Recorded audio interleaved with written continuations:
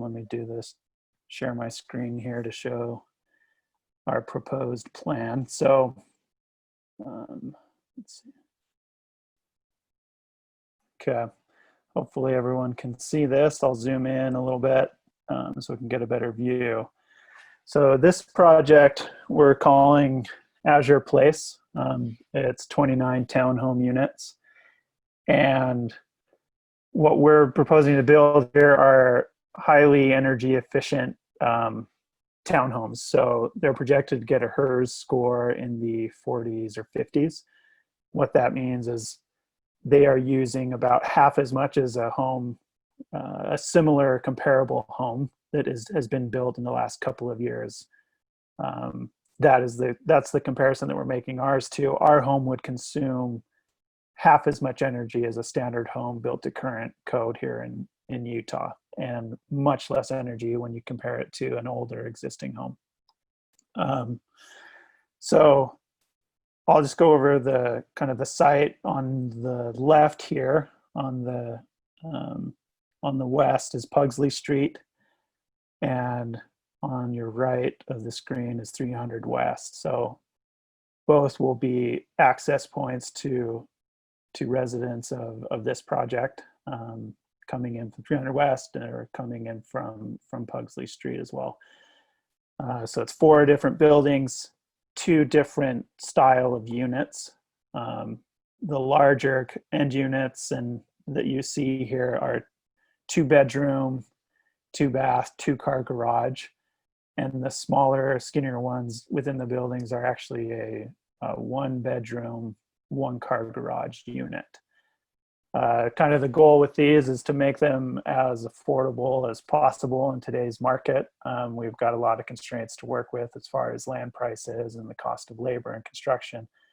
But we anticipate these coming to market around in the low 300s to mid 300,000. So when you look at that compared to other homes in the area and throughout the state, that's right in line with what these what similar product would be going for. So I don't know if affordability is the right word, but attainability certainly, and we're pretty excited about it. So as you can see, enter in from here, we've got guest parking in the interior with some nice open space to separate in between the units. Setback from these side yards by 10 feet. That is actually the front entrance, is where these sidewalks are.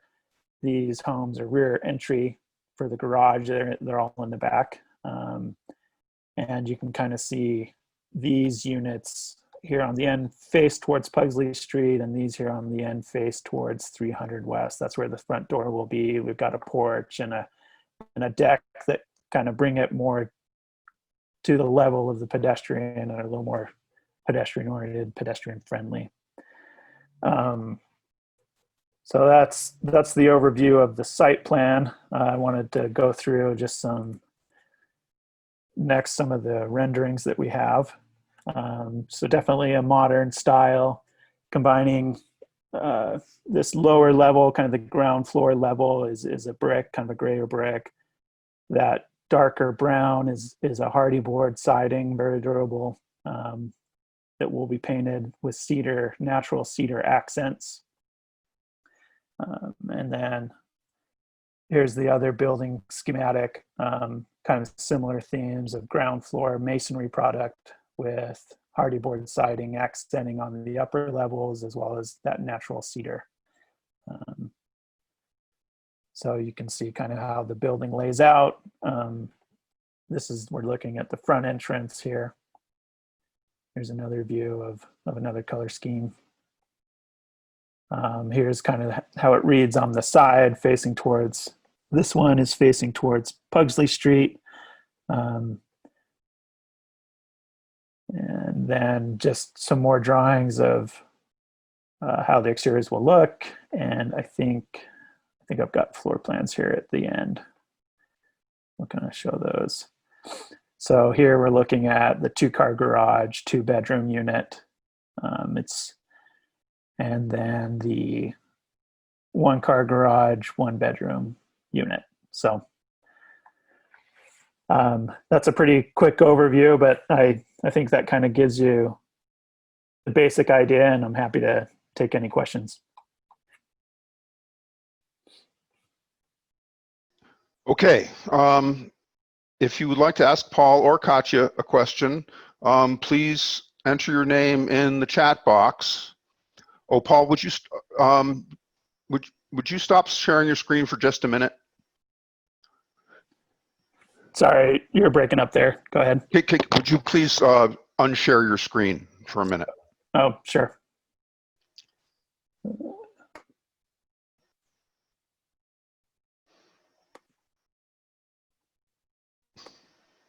Okay, here we go.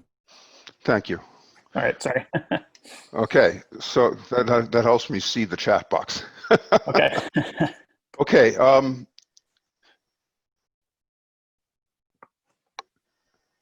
right. I am going to unmute.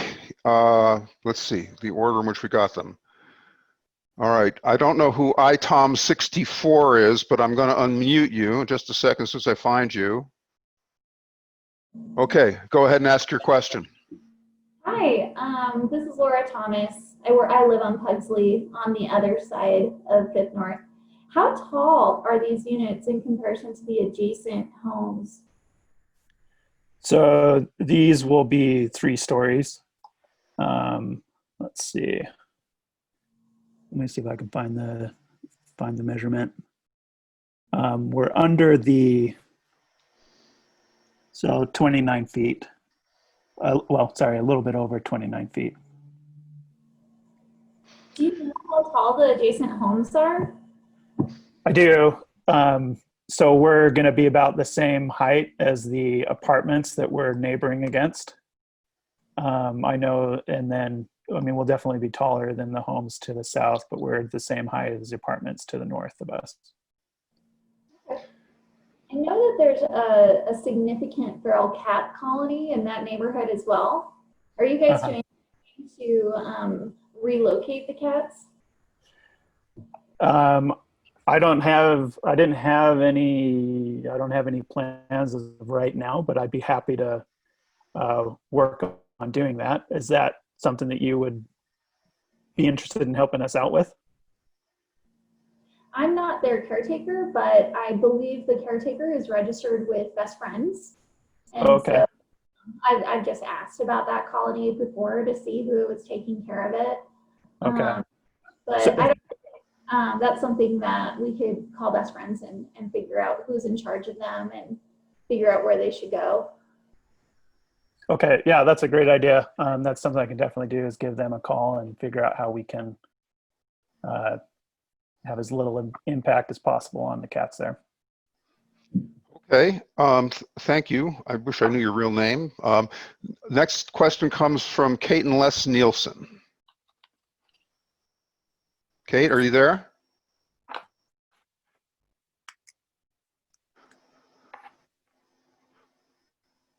Well, I don't know why we don't hear Kate, but she typed in a question, so I'll read it to you. There are multiple concerns regarding this PUD. First of all, why are the neighbors not being notified prior to these meetings? Maybe that's a question for Katya. Let me unmute Katya. Hi, so we have sent notices to the abutting property owners, notifying them of this project. We're not, I guess the community councils are announced in a different, they're not announced by my department. And as far as future meetings, from now on, the next phase, the next step is going to be a planning commission meeting. And that will be we are going to be notifying everybody that lives 300 feet radius from this project will be notified of the planning commission meeting when it is, actually put in this the agenda, and agenda is ready to go. Okay, there's another question from Kate. Sorry, Dave. Can I? Oh, I'm sorry. Go ahead. Make a comment on that as well? You bet. Yeah, so, and in addition to the city notifying residents, it was my plan to notify them as well. I was looking at this neighborhood meeting as kind of our preliminary opportunity to speak to residents and get some of their concerns and feedback and just introduce the project to them. So this is what I'm looking at as the start of the process after this and before. So we were kind of shooting for April 22nd to be on the planning commission. My plan was to have a neighborhood meeting for us and the residents and people that live in the surrounding area before then. This coronavirus has kind of thrown things out of whack, so it looks like we may not have our planning commission meeting until May. But well in advance of that, I'll be sending out letters myself to people living within the radius, and we'll hold probably a similar style to this where we do it online and do kind of a town hall to get more feedback and to notify all the residents. Okay, Kate typed in a second question. Apparently her audio is not working. She says, we need to address the concerns regarding ownership of Pugsley Street and the increase in traffic.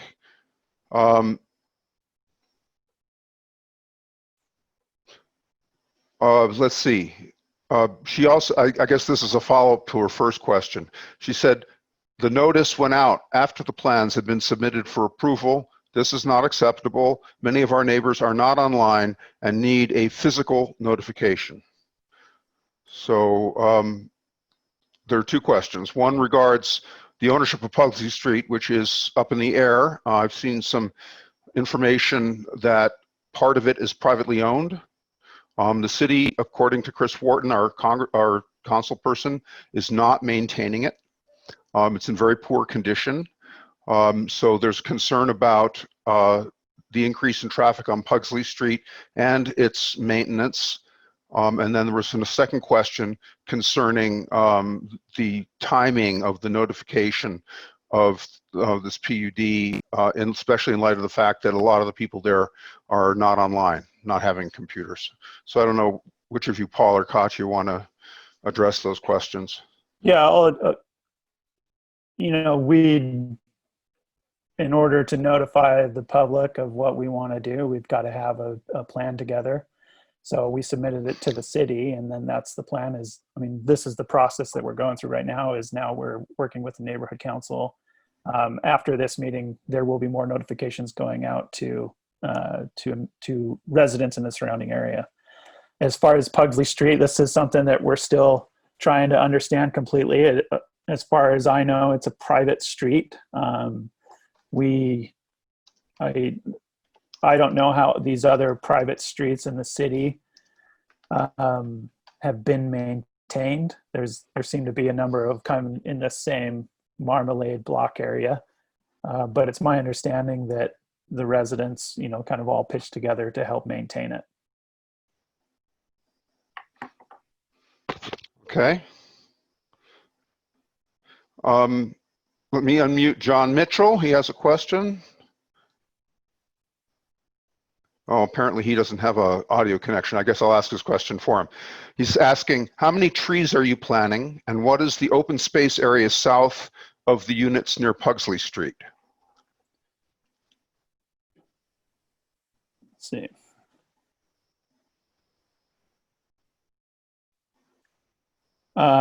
So on our site plan, there's yeah, so we have by the guest parking, there's an open space area right there, and it's going to be, let me see if I can find I'll bring up the landscaping plans. You'll give me a sec.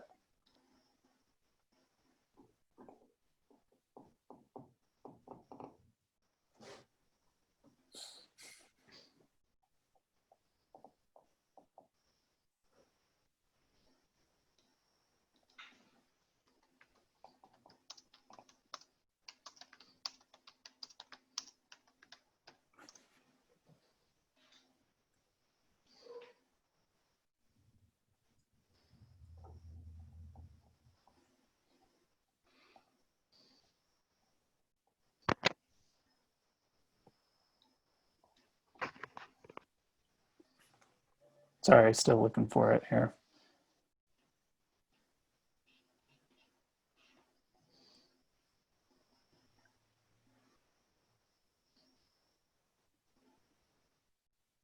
Right now, we've got about 20 trees planned to be planted here. If Do you you have want, a planting plan? Do you have a yeah, if you planting want, plan there? yeah, I can share this screen if you guys want to take Yeah. a look at it. Let's see.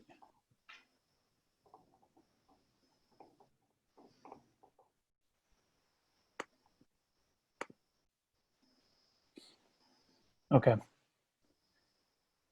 So over here towards Pugsley Street, you can see the row of trees there. This open space will be grass, more trees on these end units where they're getting enough sun, and then more along 300 West.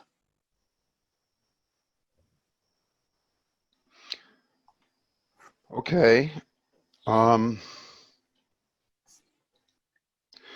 Next question is from Pam. Let me unmute you, Pam. Hang on one second. I can see one weakness of this system is if you got this many people online, it takes forever for me to find people in the list. Okay, go ahead, Pam. Can you hear me? Yep. Could I see that graphic again, Mr. Garbett? Yeah, sure. The landscaping plan. Yes. There you go. What types of trees do you have planned? Yeah, let me see if I can find that.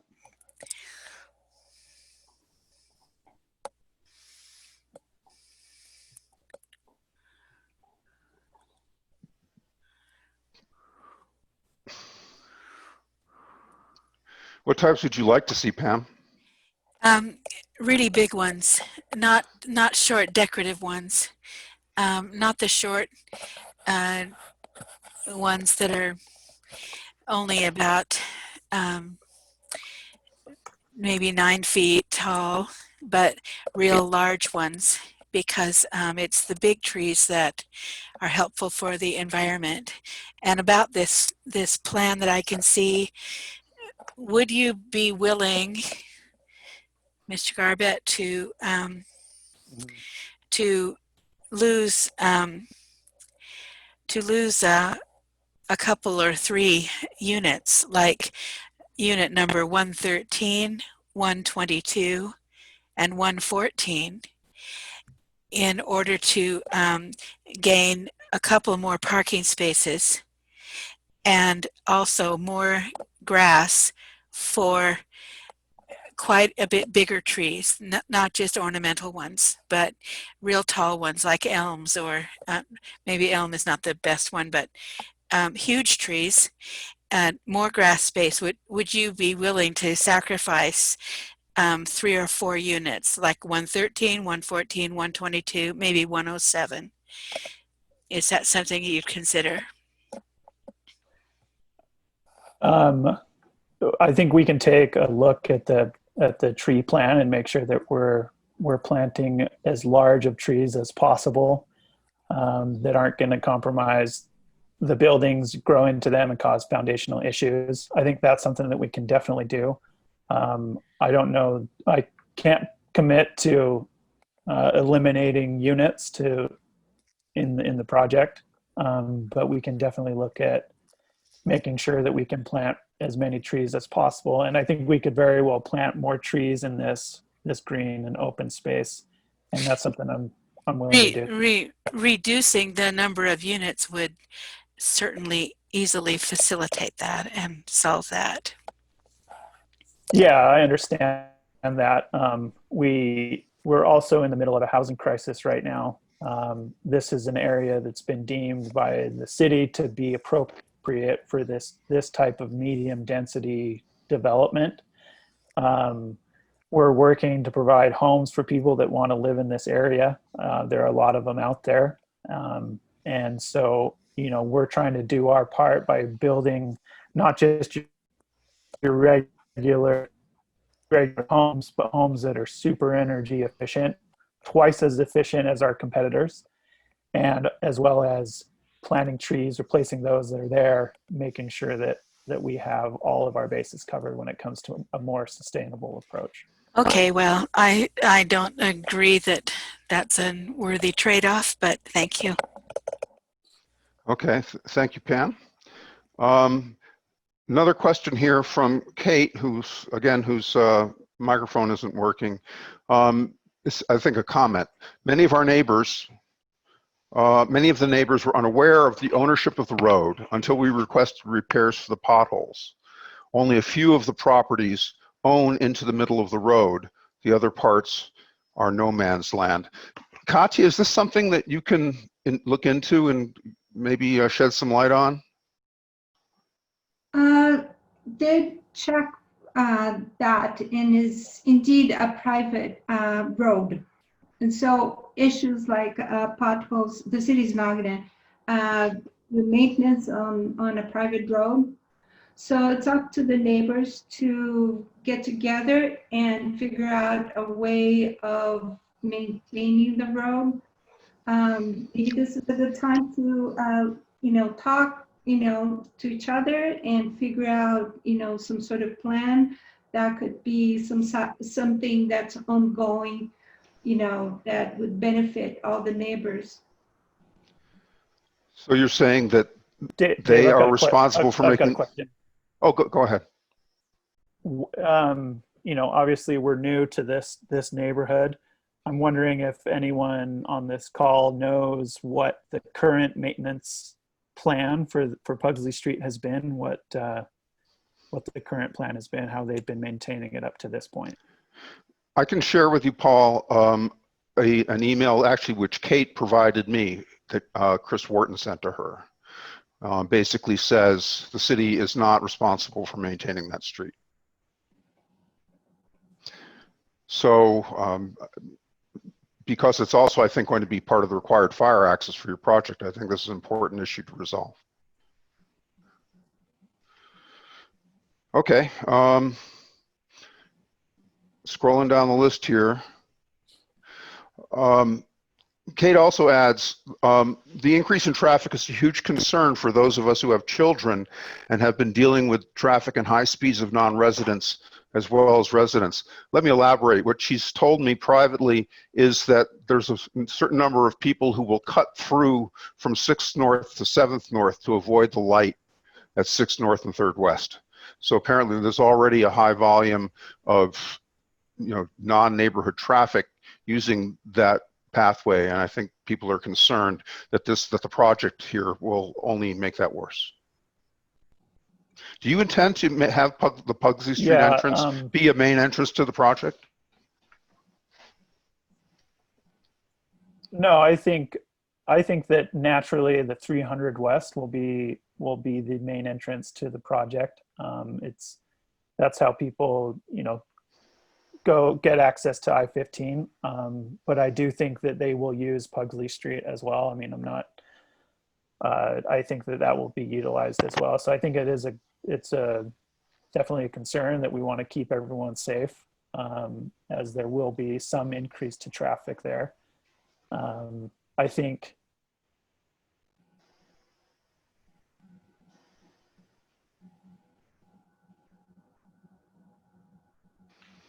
you sort of froze there, Paul.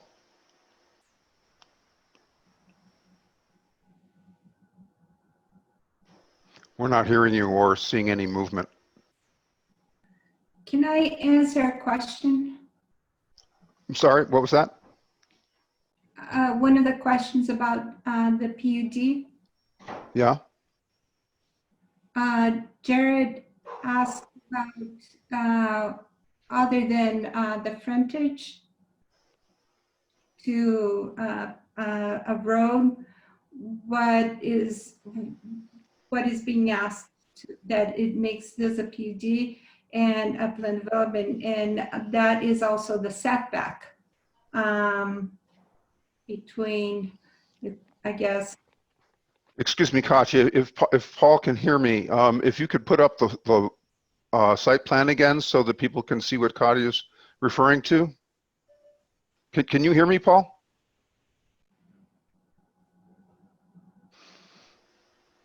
All right, I'm sorry, Katya, go ahead.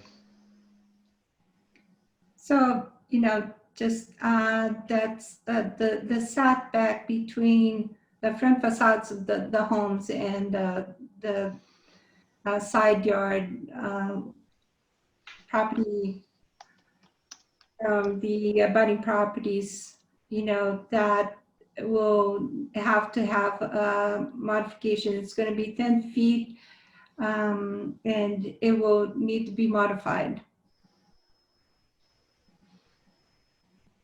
Okay. Jared, I'm going to unmute you so you can tell us whether that answers your question. Go ahead. So are you saying the front setback along 300 West is getting modified? Because wouldn't the new front doors, they would be the side yard setback? Is that being modified, or is it just the 300 West one? It's the setback between what the project is considering the front yards, which would be actually the side, well, the front yards of all these townhomes. It's being proposed at 10 feet. I'm sorry, I don't have my files here with me. They're all at the city. But it's more, the requirement is more than 10 feet. So they're being reduced, that 10 feet between the front facades of the units and the side yard of the abutting property owners. It is. So it looks like single family attached, the front yard requirement is only 10 and they're going less than 10? Yeah, it would be nice to have that graphics. Can Paul show that graphic so we can show where the setback needs to be reduced? It looks like he's dropped off the call for the moment. Available? Okay. So the project goes from Pugsley to 300 West. So the units are going to be, there's going to be a driveway that's going to be considered the rear yard for those units. The front yard along the project, other than the 4 units that are going to face 300 West in Pugsley, those units will have a reduced setback.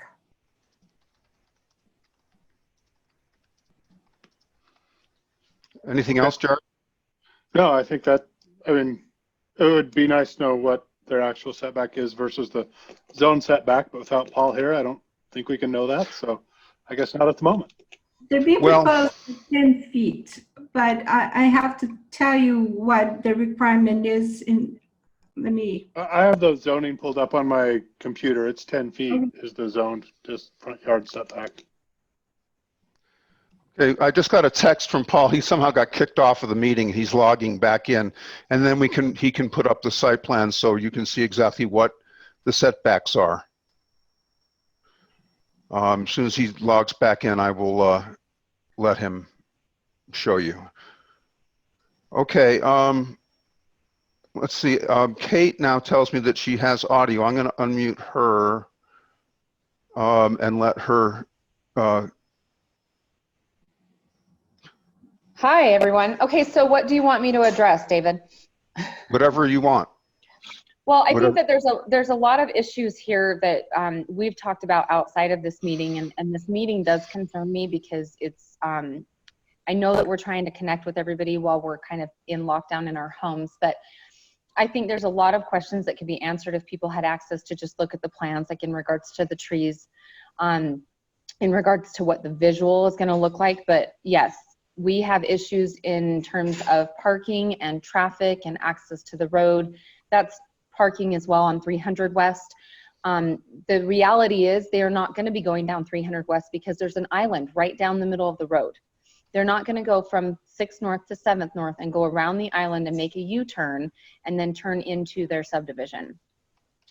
We've also got the, I mean, there's just, I could go on for hours with issues, and we've talked about a lot of that already. I don't think that those things are being addressed. It's just like when Paul was trying to respond to the tree issue and removing units. Realistically, no units are going to be removed because that's where they make their money. And I don't think that we should make exceptions for a PUD if we're not going to make exceptions for a single residence in regards to setbacks, parking, green space, all of that. I think it should have to fit into what the plan is already here in the neighborhood.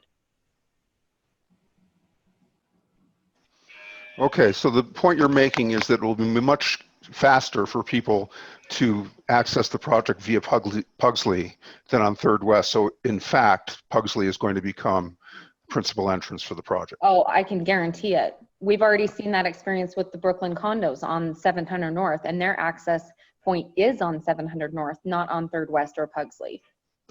Okay, it's very unfortunate that Paul got kicked off the call at this point, because that's a comment he really needs to hear. I'll make sure that it gets to him. It looks like he's actually back on. I can see him. Oh, Paul, are you there? Oh, he's probably muted because oh, there he is. Okay, you're unmuted, Paul. Did you hear Kate's comments about the relative use of 3rd West and Pugsley? Yeah, so I agree. I think when people are leaving the project, they will absolutely use 300 West. I think when people are getting to the project, then yeah, they will probably use Pugsley. But I don't think that 99% of the traffic is going to be on Pugsley Street. I think when people are leaving to go to work, they're going to be using 300 West.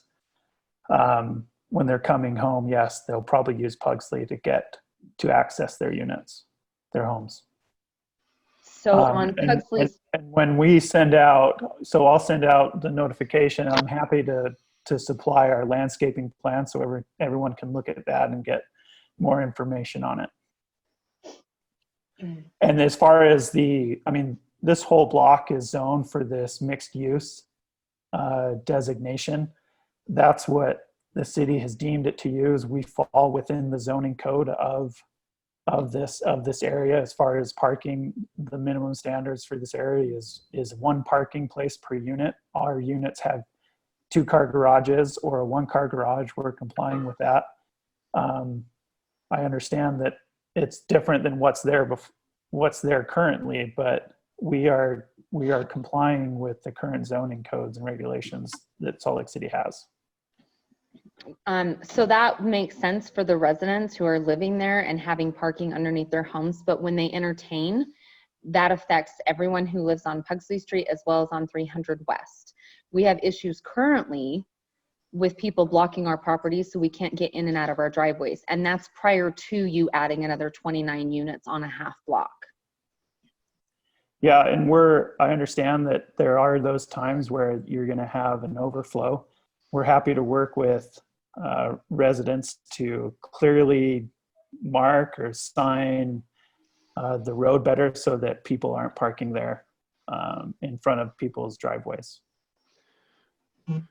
Let me ask Paul, given that Pugsley Street has a number of issues connected with it, would your company be willing to talk about participating in the cost of upgrading the street? With all of the residents along Pugsley Street, I mean, there's also businesses there. There's commercial businesses there. I think heavy trucks put a lot more damage on the road than a standard, a sedan or a regular car. I mean, to be good neighbors, yeah, we'd be happy to go in and help with some of the pothole issues that are on the street right now. Okay. So I have a comment on that. Honestly, we've gone back and forth with the city. We started out requesting potholes to be repaired last year, and that's when we discovered that the city didn't own the road. There are maybe 5 properties on Pugsley Street that face Pugsley that own out to the middle of the road, and the rest of it is considered no man's land. That road has not been repaired or touched in over 20 years, other than 3 months ago when we received a notice from the city that they would no longer pick up our garbage because of the potholes. That's where all of this started. And we don't have a lot of heavy truck traffic on Pugsley Street. It is mostly commuter vehicles. And there is a lot of it. Even during the middle of the day, I have counted in less than an hour over 110 cars drive past my house. So is that something that you would like us to do, is help fill in those potholes leading up to this Azure Place development? Honestly, the potholes isn't going to matter because the road is crumbling. It sounds to me like there's, there are underlying administrative issues regarding the ownership of the street and its maintenance. I don't know that we're going to solve this problem here. We've identified it, and I will try to organize a meeting of the people at the city who can can work on this, who would be working on the street if it were theirs, and Garbett Homes and Kate and some of the other neighbors on Pugsley Street. I think we've got some work to do to get this ironed out.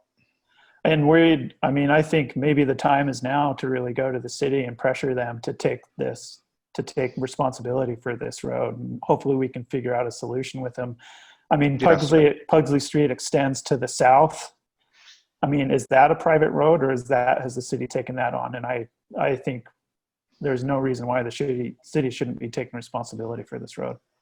Okay. So Pugsley Street from 500 North to 600 North is and always has been owned by the city. It's the 600 to 700 North that's a concern. But it's not just the traffic. Like back to some of the comment that Pamela made about the developers and how we're trying to fight for our neighborhood, it does. It's very disheartening that a developer can come in and make these requests and these changes, and single family residences can't do anything to upgrade their neighborhood, and they can't protect what they currently have. Okay. I'm going to move us along a little bit, but I will organize the meeting I spoke of with all of the principals and try to figure out what to do about Pugsley Street.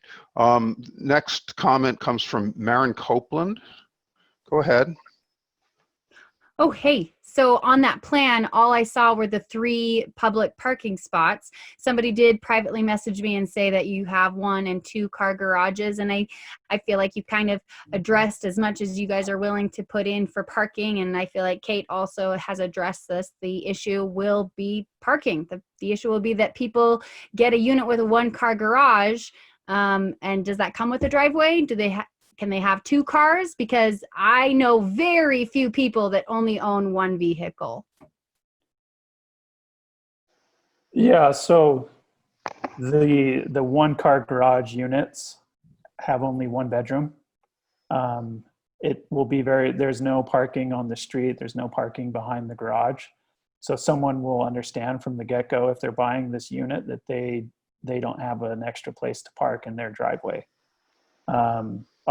We have another project here close to this area that's downtown, and a number of the residents that live here on this Almond Street development that we have, a number of them live and work in downtown Salt Lake City, and that's who we're trying to appeal to. So they have their car, they park there, maybe it's a 2-person family, but they understand that, okay, I'm commuting, I'm biking to work, and we have just 1 car.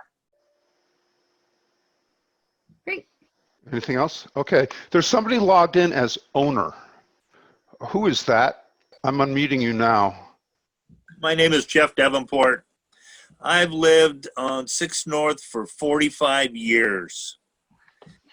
And listening to the proposals coming from the developer, I don't think that they have really done any research other than where they want to put it.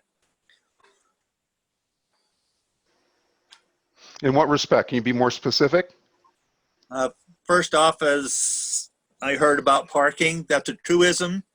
I've had people parking in front of my driveway for years and have to run them off. When I first bought this house, the 6 North Bridge went to 300 West and was actually a better situation than it is now. Second off, Pugsley Street, if it is properly curbed and guttered, is only wide enough for a one-way road by city standards.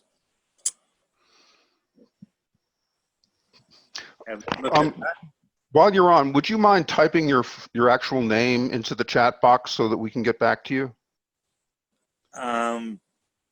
Sure. Thank you. Okay, you want to respond, Paul?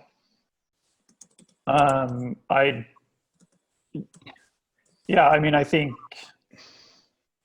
I'm fine with that being a one-way road if it goes, you know, from south to north. I know that the Pugsley Street to the south of 600 North is a two-way road.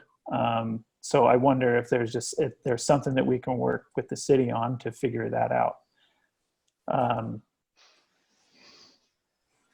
Yeah. I see Katya is raising her finger. Do you want to say something? Yeah. In order for the city to accept a road, it has to meet standards, the standards of road standards.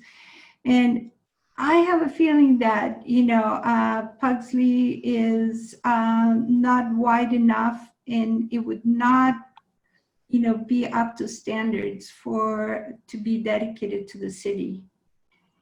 So I would suggest that besides, you know, having the meeting that you're going to have maybe with engineering, and I hope you invite me to this meeting, that you may start looking at options of working as property owners to find some solutions to get some maintenance on the road continually.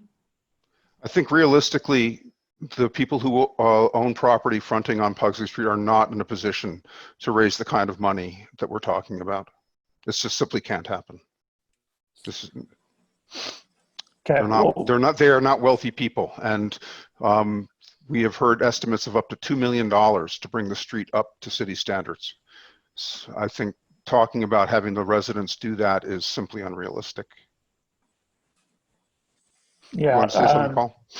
I mean, I think this is an issue that we'll have to dig deeper into. I can commit to being in communication with the residents along Pugsley. I'll send out a letter.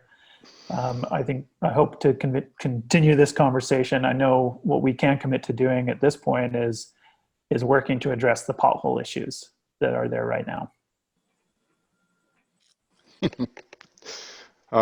Okay. I think we all recognize that there's kind of a catch-22 at work here. Maren just wrote, you know, if the city won't accept the road back because it doesn't meet their standards, why did the city agree to let a developer put 29 units on such a road? So I think that's a nice summary of the issue. I can also add that I think you might have fire access issues if that's not a public right-of-way or a dedicated public street. So I think that it's in everybody's interest that we get this worked out. Okay, yeah, we can do that. Okay, I have no more questions in the chat box. Does anybody else want to ask a question or make a comment? If you do, please type it in the chat box and I will unmute you.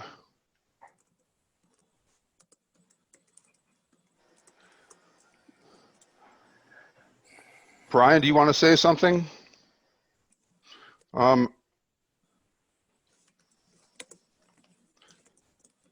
Okay, you're unmuted, Brian. Okay. I don't want to beat a dead horse, Paul, but the street, Pugsley, will be a war that will never end. And the only heavy traffic we have on it now is the garbage truck that drives down it like his hair's on fire. And I want it to be considered a fire gate put into the subdivision, so the fire truck's the only one that has access. And then my main concern is the construction traffic and where all the construction workers going to park. That's yeah. So we'll try and focus our parking on 300 West. and try and contain it as much as we can so that it's not spilling over and causing inconvenience to residents that live there. There's kind of a big long open space from our north up that goes borders along the apartments. Just the drug house still there. Yes, it is. So I think just we'll, it's not going to be easy, but we will be, I mean, I'm happy to pass out my number during construction. Anytime there's a problem, you can call me directly and we'll resolve it. Okay. He didn't have much of an answer for you. Hang on a second. Barbara George has a question. Go ahead, Barb. Yeah, there used to be at least a drug house on that street that produced a lot of traffic. Is it still there, or has that been removed? I don't think which one's the drug house? it's on the west side, kind of in the middle. I'm not sure specifically the number of the house. Kate, do you know? I think she left the meeting. Okay. Are you there, Kate? I unmuted you. Can you hear me now? Yes, go ahead. Okay, I have to apologize. I have teenagers eating in the background. So the house is still there. I don't know the house number, but it is the second house in to the south on the north side. So from 700 North, it's the second house in. David, that's the one that I pointed out to you as we walked the street. Yes. They have consistently had a traffic issue with the homeless individuals as well as the consistent drug users. That traffic has not necessarily reduced at all over time. And the homeowner that currently owns that home is a senior citizen, and she doesn't know how to stand up for herself, no matter how much we try to facilitate that for her. Okay.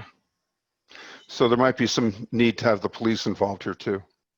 They are involved. They are consistently involved, as her grandson is in and out of institutions regularly.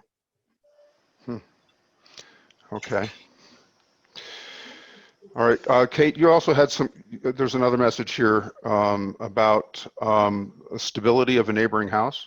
Yes, so the houses that are on just south of that, those are old homes that were built initially for when the railroad was being put in. Those homes are not very stable technically on their foundations to begin with.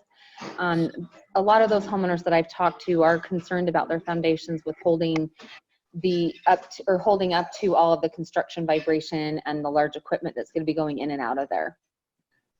Are you talking about the two houses to the south on Pugsley Street? Yes. Okay. Yeah, that's good to know. I'm happy to meet with them individually and make sure that we're not affecting them. We're not going to be digging any basements, so that's one positive. But yeah, I'm happy to work with them to make sure that we're not compromising the structural integrity of their home. Okay. Yeah, they also have some protection from the building code. There are rules about, making excavations near neighboring buildings. Yeah. Okay. Maren, I'm going to unmute you. You have a question there. So I guess my question is for Katya. It just goes back to what the city is planning on doing to facilitate this development. If you want to accept the developer's money and the developer's plans, then how is the neighborhood supposed to be protected in that regard to, you're going to allow all these units on an unacceptable road?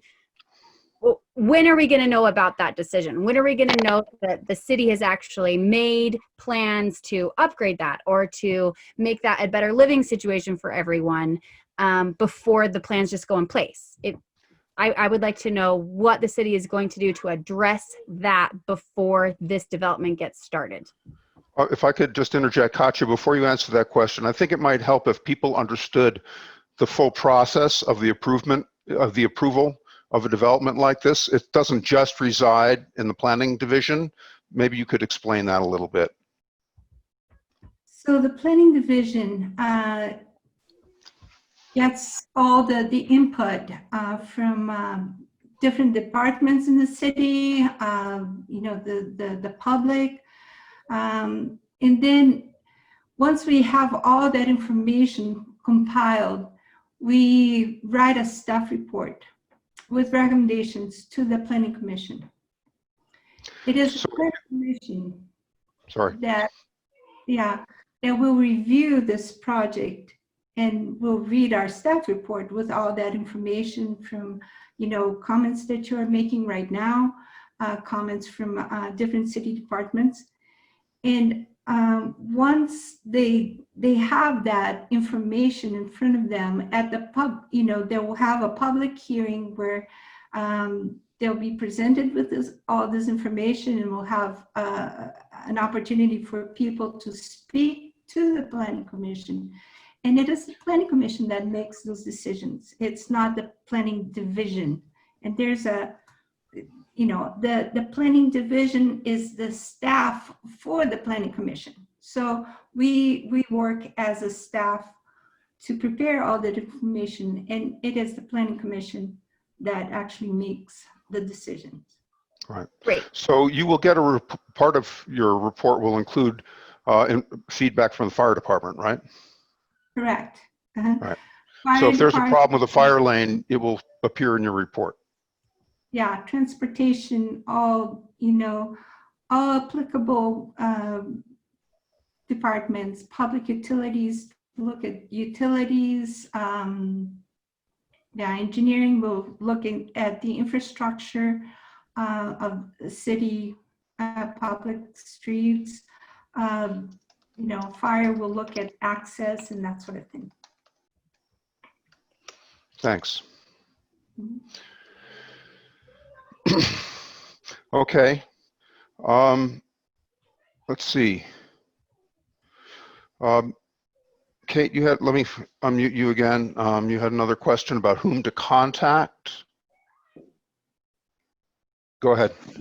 So I guess my question is, given the fact that if we really are at the beginning stages, which when I spoke to Katya, that was not the impression that I was given, who are we supposed to contact at these different departments, very specifically the fire department, to let them know of those areas of concern? Because they're not going to be aware of these things without someone from the general public letting them know. Well, if I understand the process, the fire department, the planning division will share the plans with the fire department. Is that correct, Katya? Yes. Yes. And we have been to multiple DRT meetings, and the fire department has looked at this plan. Okay. Right, but they're not aware of our concerns in regards to the road. They're not aware of the fact that the road is privately owned. No, the way that they will become aware of that is, well, certainly it will be in the response that the community council sends to Katya, that will be included in the information given to the planning commission when they review the project. And also I encourage everybody to write their own letters. If the name of the chief of the fire department is online, you can write to him or her, I don't know, and attend the planning commission meeting when this project is reviewed. And I will make sure that that information is available on the council's website. So does that responsibility fall to us to notify all of our neighbors who don't have access to the city council website, or is there going to be something tangible sent out as well? I don't know. Will the neighbors be notified of the planning commission meeting, Katya, or they just have to find out about it on their own? No, there will be a notice sent to every single property owner, 300 feet, radius from the project. So there were, the planning commission will be. So that will be sent by mail, so people don't have to be online in order to receive that, right? Okay. Right, correct. Okay, but that really only addresses the houses that are directly to the sides of this property. That doesn't affect any of the other people on the street. 300 feet. It's a 300-foot radius that all notifications get sent out to them. So I'll send, in addition to this meeting, I want to do another, give us some time to look at how we can address these concerns that have been brought up, what we as the developer can do to try and make things better. Once we're able to make more of a plan to address some of these issues that have been brought up, like I'll send out a letter, a mailer, set up, depending on where we're at, set up another kind of town hall conference call like this. Also, I've included my cell phone number and my email address. So if you have other questions or comments, feel free to reach out to me. I'll make sure that notifications get sent to everyone that is along Pugsley Street so that everyone's involved in this process. Thank you. And if that's an issue of noticing, I will make sure that, the whole street, the whole gets notices if it doesn't cover, the 300 feet doesn't cover it. Okay, Yeah, thank you. that would be greatly appreciated. Okay, let me see. Paul has put his phone number and email address into the chat box, so anybody who wants to can copy it from there. There's a question about does the fire department require access via city road or just an easement? I believe it either has to be a public right-of-way or a dedicated public street, private street. I think those are the two kinds of a right-of-way. Does not, an easement by itself does not satisfy their requirements. Okay, it's about 7:30. I think this has been very helpful. I want to thank Paul very much for his time, and Katya, and I want to thank everybody who figured out the technology to make an effective public meeting possible under these trying circumstances we're all under. So I'm going to forego the formality of motion to adjourn and so forth. Just say thank you, everyone, and we will be following up on all the things that we've discussed here. Talk to you all later. Bye-bye. Thank you.